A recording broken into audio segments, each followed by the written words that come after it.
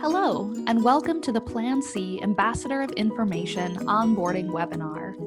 This webinar will help prepare you for the Ambassador of Information Onboarding quiz. If you have any questions or experience any difficulties, please email us at info@plancpills.org. After this onboarding webinar, you should be able to, first, detail the function and safety of self-managed abortion. Second, explain how to access abortion pills. Third, describe why access to abortion pill technology has been limited in the United States. And fourth, feel more comfortable discussing these topics with your networks, both in person and on social media. Before we dive into these learning objectives, let's take a moment to talk about Plan C. At Plan C, we envision a world in which the ability to end an early pregnancy is in the hands of the person who needs it most. In other words, we believe that pregnant people, and particularly pregnant people who may have limited access to other kinds of abortion care, have the knowledge and ability to safely and effectively end an early pregnancy on their own terms. We approach this vision through three interwoven ways. First, we aim to educate the public about how people are safely and effectively self-managing their abortions using pills. Second, we research new routes of access to pills in the United States, including reliable and affordable sources of pills online, and publicly share this information on our website.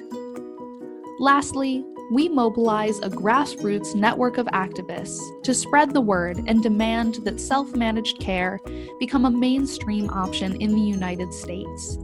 This last point includes the Ambassador of Information program. Given that Plan C's approach starts with educating the public on self-managed abortions with pills, that is how we are going to begin our conversation. As an ambassador of information, you will work to ensure that every person in the United States knows about abortion pills, what they are, and how people are accessing them. Having accurate information is essential. First, let's start with a couple of definitions. Self-managed abortion is when a person chooses to perform their own abortion outside of a medical setting. At Plan C, we focus on self-managed abortion with abortion pills. Abortion pills, or medication abortion, are typically a combination of two pills taken 24 to 48 hours apart from each other, mifepristone and misoprostol. Both mifepristone and misoprostol are listed as essential medications by the World Health Organization. Misoprostol can also be taken alone. It is difficult to estimate exactly how many people are self-managing their abortions, given the stigma surrounding abortion broadly and how private self-managed abortions can be. Based on various data points, it is believed that tens of thousands of people each year may be self-managing their abortion care. People choose to self-manage their abortions for many reasons, such as lack of access to provider-based abortion services due to legal restrictions, financial cost, or other logistical challenges like transportation, taking off of work, and finding childcare. People might also choose to self-manage their abortions because they desire the increased control and convenience that self-managed abortion offers. For example, self-managed abortions can be done in the setting of that person's choice, such as their home. Abortion pills are safe to use. Studies have shown that people can accurately evaluate their eligibility for abortion pill use and completion of the procedure when they have guidance for determining eligibility and clear instructions for use. We also know that the complication rate for both in-person and telehealth abortion pill use is less than 0.5%. In other words, abortion pills can be safe to use regardless of if the person accesses them in person or online. If abortion pills are used in the first 70 days of pregnancy, The risk of complications are equivalent to natural miscarriage. After abortion pill use, risk of complication occurs in less than 1 in 200,000 women, and complication rates requiring hospitalization occur in fewer than 0.4% of patients using the most updated protocol. Despite abortion pills being clearly safe to use, the United States heavily regulates mifepristone, an action that is out of step with international guidelines. We will talk about this more in a bit. Lastly, when used in alignment with protocol, abortion pills are effective. When both mifepristone and misoprostol are used together according to instructions, they are 95 to 98% effective. When misoprostol alone is used according to instructions, it is effective 80 to 85% of the time.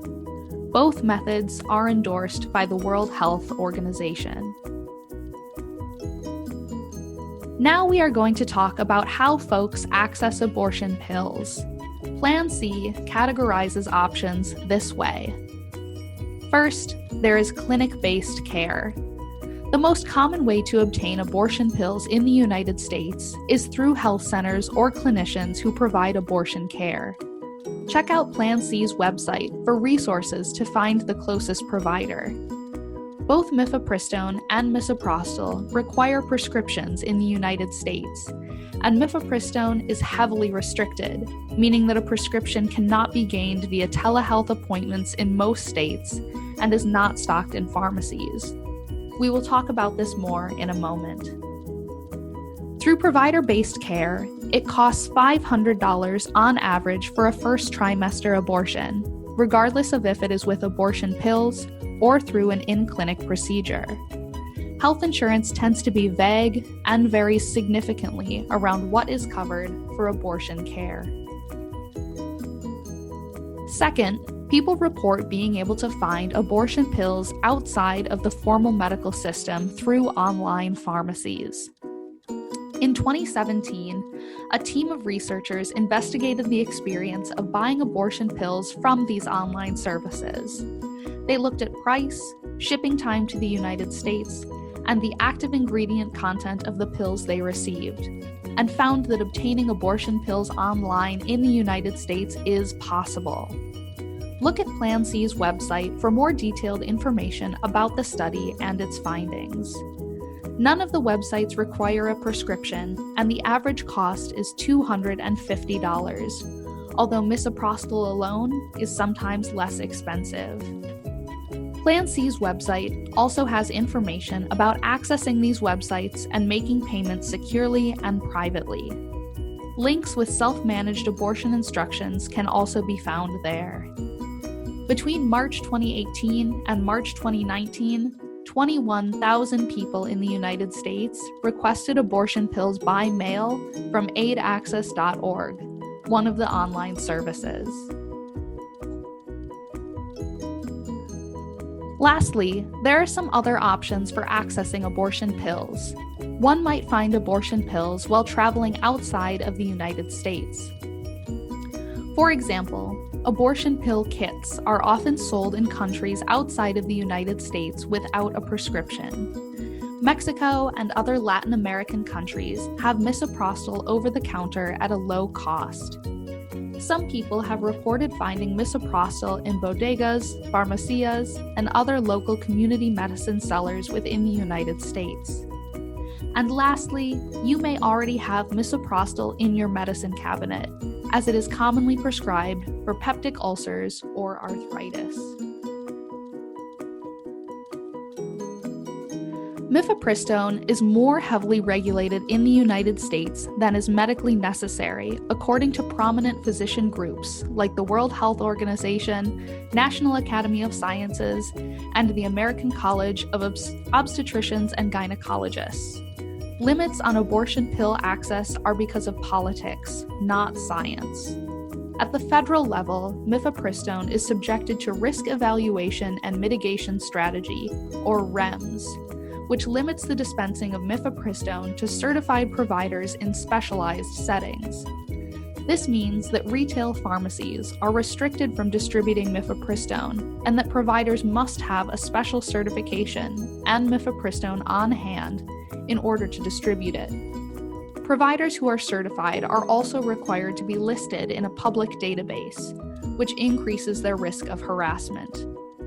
All of these things discourage providers from offering abortion pills, which makes it more difficult for providers to offer abortion care. Again, these limitations are not in alignment with mifepristone's safety record. All of these limitations do is place unfair burden on patients. Earlier in this webinar, we mentioned that aidaccess.org is one of the online physician-supported services shipping abortion pills to the United States. Aid Access is run by a feminist physician who provides abortion pills over the internet to patients in the United States. In 2019, the Food and Drug Administration, or FDA, sent Aid Access a cease and desist letter for their work. On May 17, 2019, Aid Access's services resumed, and on July 1, 2019, 75 organizations, medical professionals, and researchers signed an open letter to stand with Aid Access. Activism to support Aid Access and other online services continues. Both harmful and helpful efforts are happening at the state level too, although this varies wildly by state. What is your state doing to support or limit access to abortion care? Now that you know a bit more about how safe, common, and effective self-managed abortions with abortion pills are, the various ways abortion pills are accessed, and the current socio-political landscape surrounding abortion pills, let's talk about how you can share this information with others. Because there are so many misconceptions out there, one of the most powerful actions you can take is simply talking about the facts. Social media is an essential part of Plan C's work and your work as an ambassador of information. Social media allows us to share information with people across the United States, facilitates collaboration and coalition building with people and organizations who are doing similar work, and helps us reinforce the message. Social media activism is great because, unlike having a conversation in person, you can rely on an organization like Plan C to package together the important talking points into one post. Then all you have to do is share. As casual or low impact as some people make social media activism sound, this kind of work is hugely important in sharing information and ensuring that people continue to be exposed to Plan C's information. Amplify the content of organizations like Plan C. Tag those organizations in your posts, and remember to include relevant hashtags. You are always welcome to add your own thoughts, feelings, and stories to these posts too. Personalizing content can make people more open to engaging with it. Along with social media, it is important to have more individualized conversations, whether that is in person, over the phone or video chat, or through messages. Talking with other people about topics like abortion can be difficult and bring up a lot of emotions for us, and for the person we are talking to, particularly if they hold a lot of misconceptions about abortion or don't share our point of view. Taking a few deep, slow breaths can help counter the stress response and prepare us for an effective dialogue if the person is open to one. If the person is not open to this and only wants to engage with you in an antagonistic way, you have no obligation to continue the conversation. Next, consider the tone of your voice, or the words you are writing, and your body language and facial expressions if the person can see you.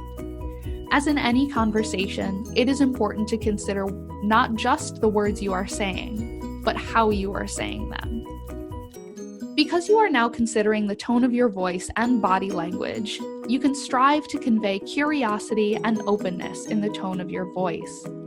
This is especially important when you are asking questions. Genuinely empathize with the person and try to understand the world from their point of view. Ask open-ended questions to discover what the person thinks and knows before throwing information at them. For example, you could ask, "What do you know about abortion pills?" rather than, "You really think that about abortion?" Remind yourself that you aren't here to fight and win. You are here to inform.